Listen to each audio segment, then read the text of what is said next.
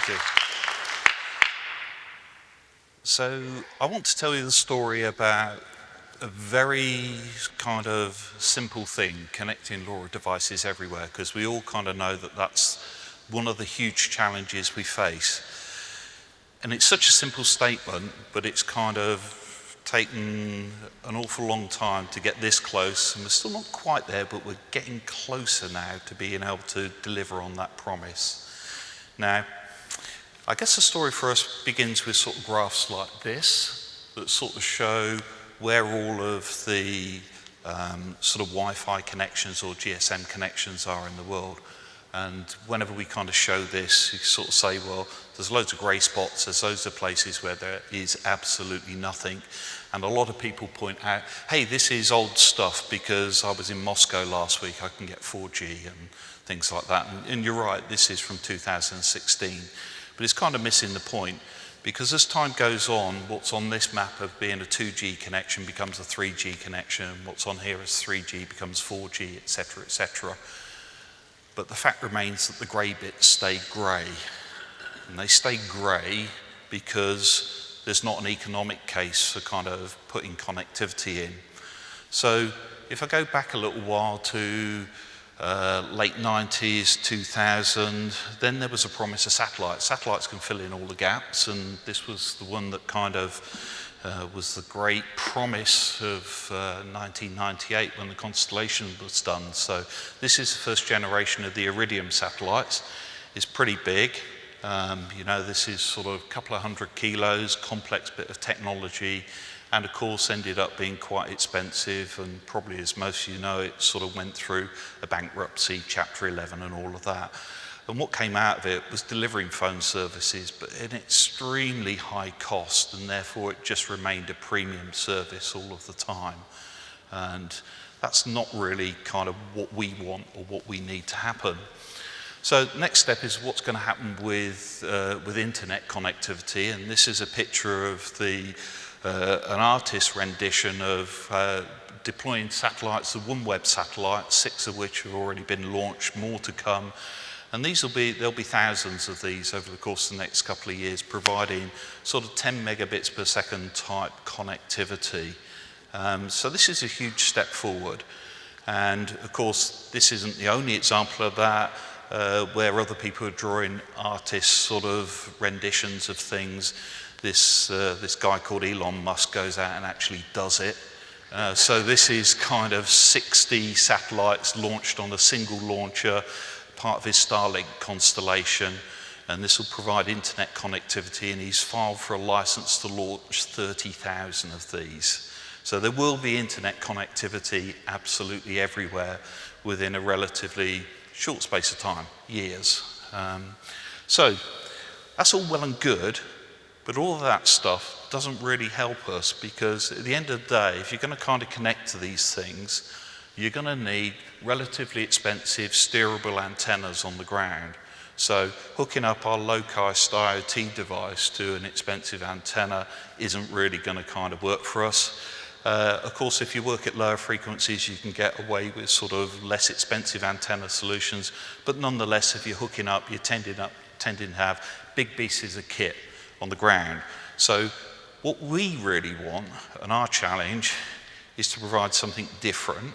Now, of course, you can get satellite IoT. You can get it over the next generation of the Iridium satellites. This is an Iridium short burst terminal. It's there, it exists, you can kind of connect, but the problem with it is it isn't low power and it isn't low cost, or certainly not low power enough and low cost enough for most of the markets and the applications that we're trying to get to. So for us, for Lacuna, the challenge we face is we're trying to get the cost of all this satellite connectivity right down so that it's really close to terrestrial IoT costs. And we're trying to make sure that we can do that using very low power devices so that they can really be battery powered and based as close as possible to devices that we're manufacturing that's part of the whole LoRa ecosystem, because that's kind of essential to get the costs down. It's pointless having low cost connectivity and high price equipment on the ground. And the other thing we need is regular coverage. which generally means lots of satellites.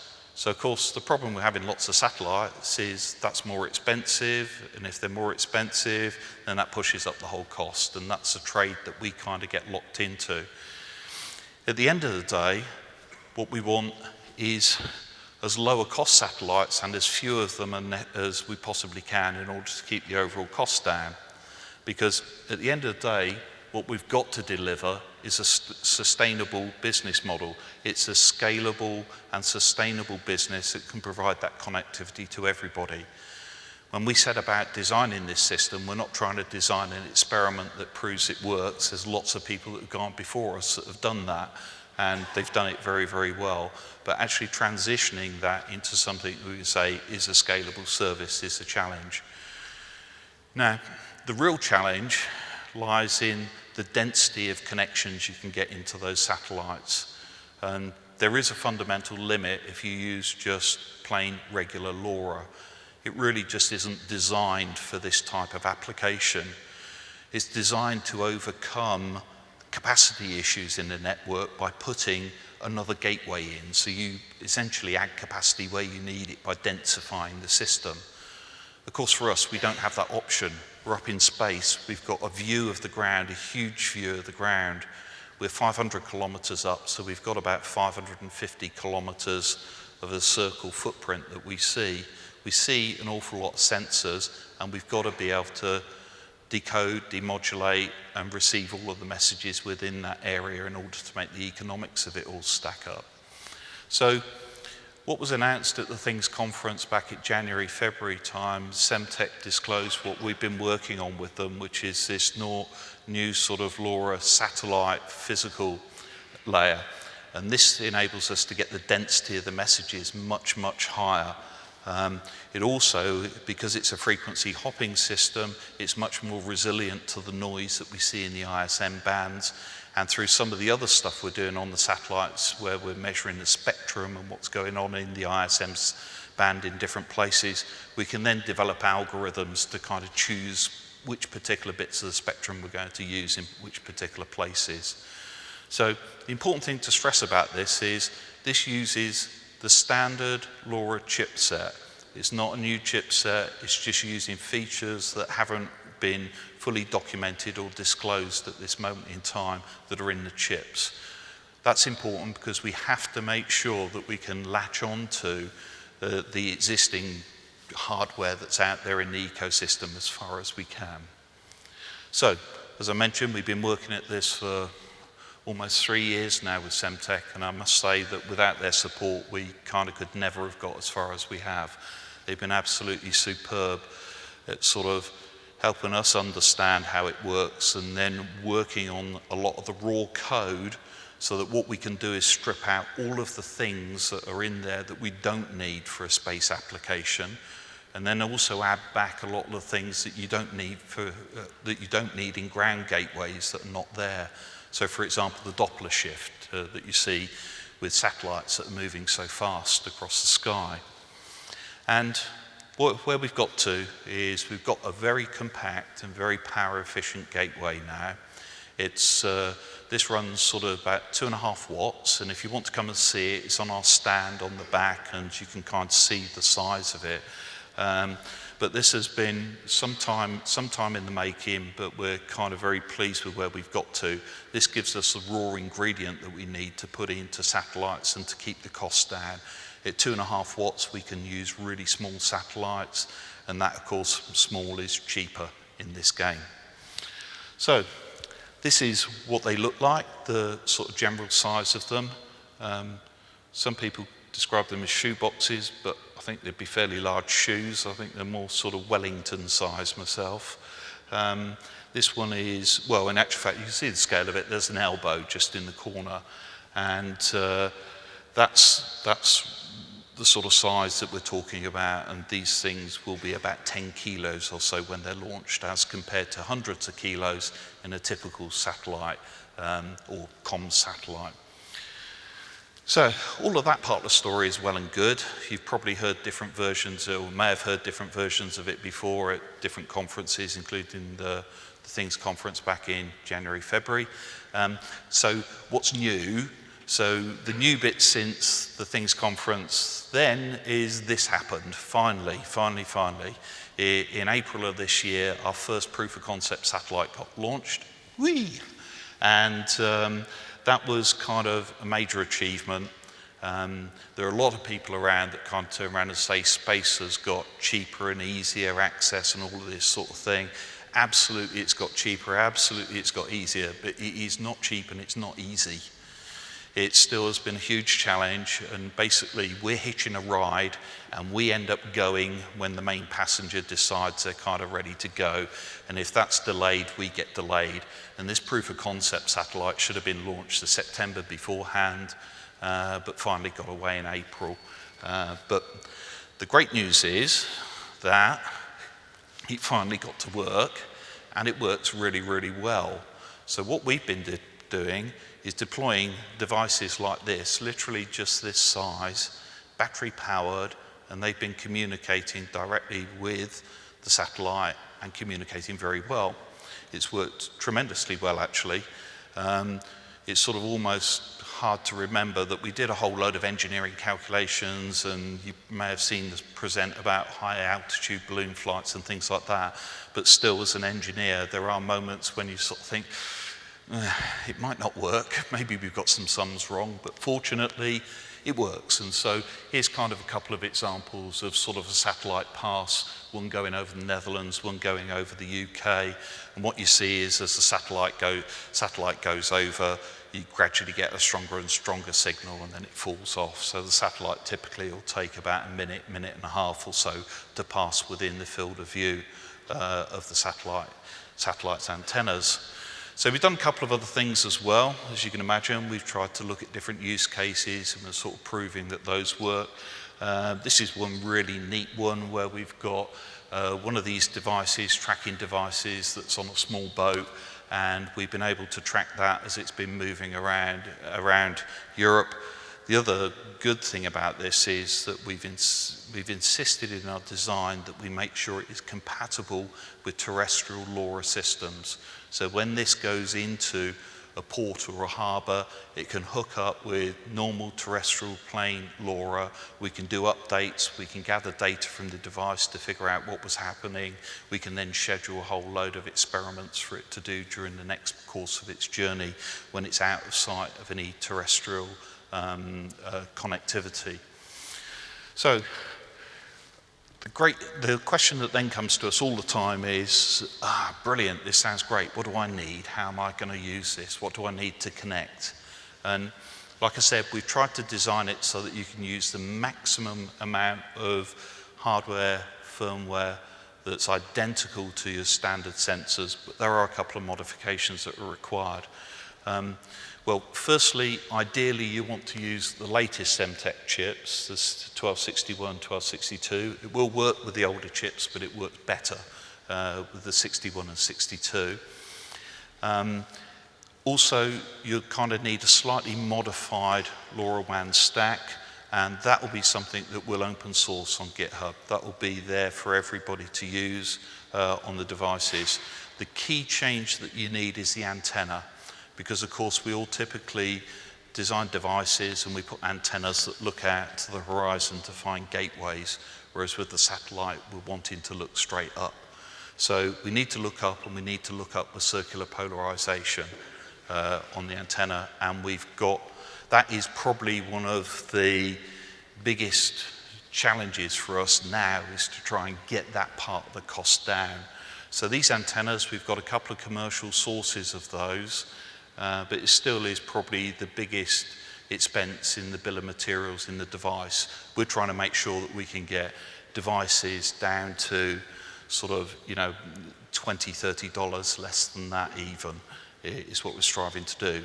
So we're also working to find, with other people, to find alternative ways of doing the antennas as cheap as possible.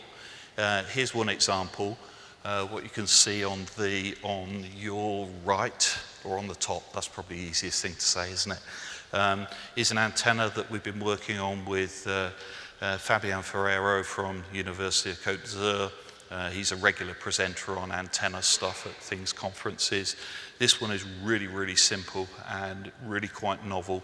It's trifilar antenna that gives a circular polarization. And the great thing about it is it's made out of very simple, cheap materials that then has a prospect for us to make an antenna which literally could be produced in volumes for costs of sort of, $1 or $2. And what our aim is with this is that we're going to get this device, the devices, plus this antenna will be available on a web store.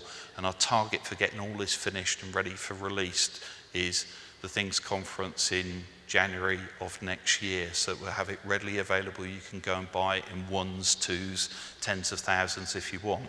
And I'm pretty pleased and surprised that our techie guys gave me permission to even say and set that date. So the clock is running now. But what we've been doing in the meantime is having a ton of fun, putting devices in remote places around the world, satellites running over it.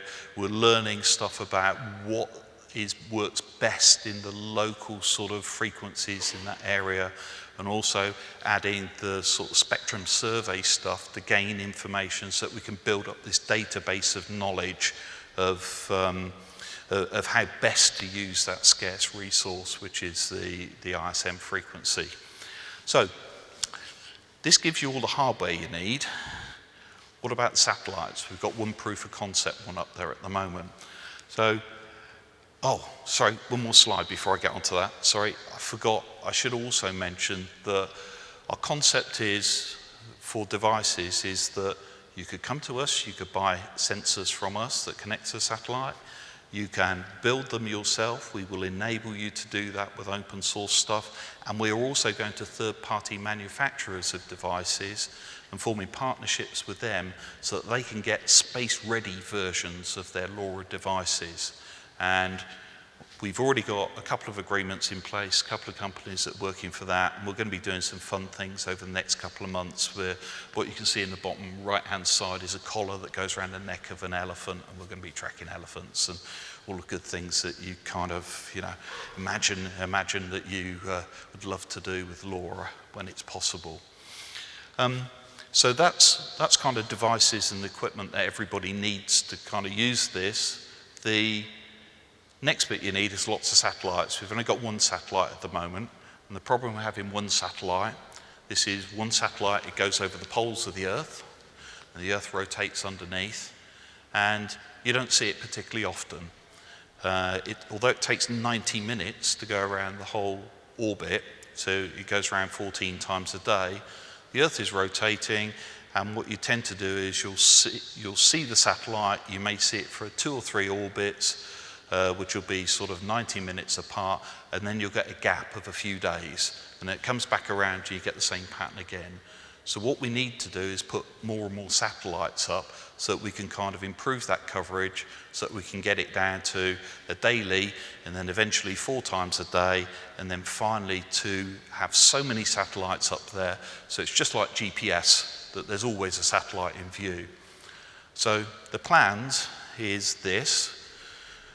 Once again, we should have had satellites launched, and I should have been standing here telling you how wonderfully they're working, but unfortunately we've had delays again, and it's now looking very like the next 3 satellites we're going to get launched. One is going to be the last week in November, next one the first week in December, and the other one the second week in December. So if everything goes to plan, we should have 4 satellites in orbit by the end of the year. Those 4 satellites mean that we can guarantee pretty well anywhere in the world that you'll see the satellite at least once a day, and in certain places and at certain moments in time you'll see them quite a bit more frequently than that. So at that point we can do really trials in our view. I'm sure there'll be some applications when that coverage is actually good enough, but the intention is that we do trials, because what we've got then in the roadmap to get to the eventual goal is that in 2020, so next year, towards the end of next year, we'll have another 12 satellites on orbit, and then 12 satellites early the following year. We might be able to get all of those into 2020. Once again, it's the whole launch thing is the kind of risky risky part of predicting any time scale in this business. But what we're aiming to do there is that'll get us down to where you'll see a satellite at least 4 times a day. So this is a service that can provide coverage absolutely anywhere, but over the course of the next few years, we're probably going to get to a stage where you can see a satellite 4 times a day. It's not going to be something where if you've got an application that you need sort of hourly or instant contact that we're going to be able to do soon. But eventually, our intention is that we end up with 240 satellites. That will give us connectivity all of the time. And the plan is that we'll end up launching those and serving 50 million sensors with them. So that's what I had as a presentation. And if I've got time, have I got a couple of minutes? Yeah? Cool. I thought I'd just finish off with a little bit of fun. This is just a couple of videos, so I hope I'm going to be able to get them to work properly. But the first one is just, I guess, it is a test of your faith in your quality of soldering, all right? Because this is sort of a quick view of one example of what happens when we put the payload, so the bit of in the middle of this that's the receiver that receives all the messages, we have to put it through a vibration test, several of them, several different axes, and it kind of, what it does is it starts at a low frequency and it gradually increases its frequency, so it sweeps through all of the frequencies that it's likely to see during the course of a launch. And of course, it's got to hang together, it's got to make sure you don't get any shorts, any disconnections or anything like that. And so this goes on for, in this particular case, about 2 or 3 minutes, because it's only about 2 or 3 minutes during the course of the launch that you actually see these severe vibrations. So this is the moment where everybody is sort of, and yeah, it's getting pretty close now. As it's going to higher and higher frequencies, you'll see it actually looks less dramatic as it goes a little bit further on, because the displacement, the frequency is so high, the displacements are smaller. You actually think you're kind of through the worst at this point, but actually this is probably the bit that is most damaging for the electronic components that are on there and the quality of the soldering. Anyway, that gives you a quick view of some of the stuff you have to take this stuff through. But the key bit, of course, is after you've done all of this, it's kind of got to work. And in this particular instance, is that still running? 2 amps, yeah. Yeah, it looks like it is. Let me see if I can turn the volume down. Yeah. May take us a little while, but what we've got here is in this payload is we've got the antenna. And it has to do that after it's been through all of the vibration, all of the thermal vacuum, and all of the things it sees on orbit. It's got to do that, and it's got to work. And for the first satellite, I'm very pleased to say it did, and I'm pretty confident it's going to for all the other satellites as well. But that's it. Thank you.